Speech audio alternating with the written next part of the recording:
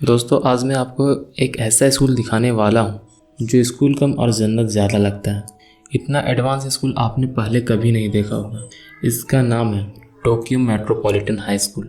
वैसे तो ये एक गवर्नमेंट स्कूल है, लेकिन जब आप इसके फीचर्स सुनोगे तो लगेगा ही नहीं कि कोई ये सरकारी स्कूल है, क्योंकि ये जो स्कूल है बाकी सारे स्कूलों से बिल्कुल अलग है।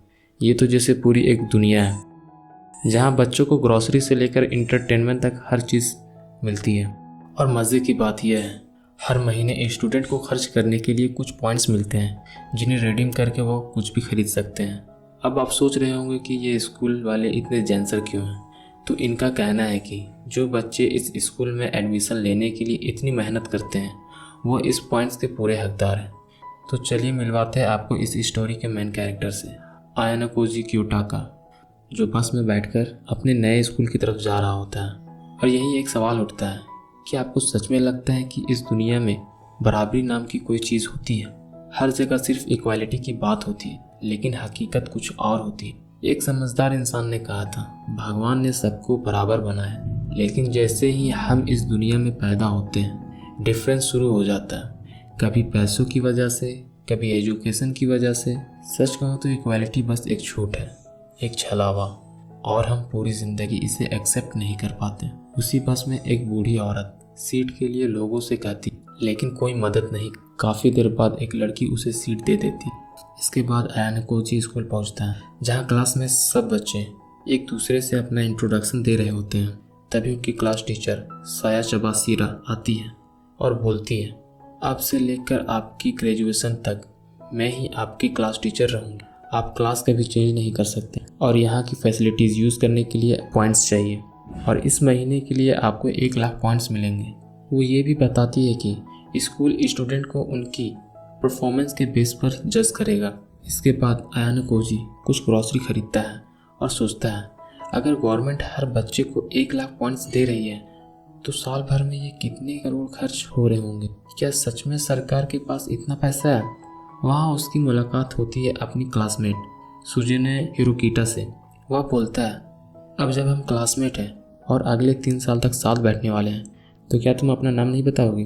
वो जवाब देती है, अगर मैं ना बताऊं तो आयाना कोजी कहता है, थोड़ा अजीब लगेगा ना कि हम साथ बैठते हैं लेकिन एक दूसरे का नाम नहीं जानते। फिर सुजुने अपना नाम बताती है और दोनों ग्रॉसरी की शॉपिंग शुरू करते हैं। वहीं वो लोग कुछ फ्री प्रोडक्ट्स देखते हैं जो उन लोगों के लिए होता है जो एक महीने में सारे पॉइंट्स उड़ा देते हैं। तभी उनका क्लास का एक लड़का झगड़ा करता है और डस्टबिन को लात मारकर चला जाता है। आयाना कोजी सीसीटीवी देखकर उसे सही कर देता है।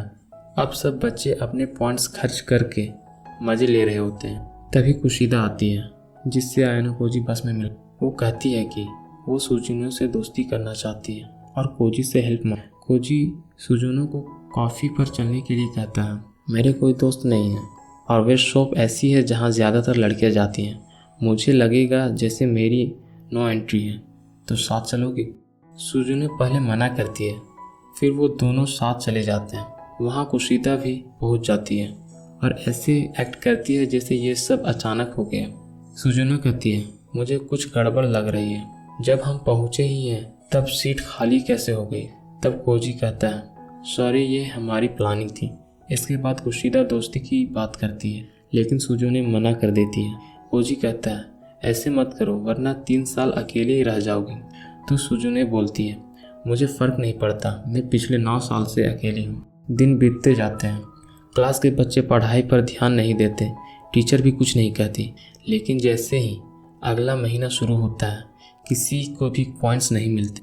सब लोग टीचर से पूछते हैं तो वो कहती है, आप लोगों को इस महीने के पॉइंट्स नहीं मिलेंगे।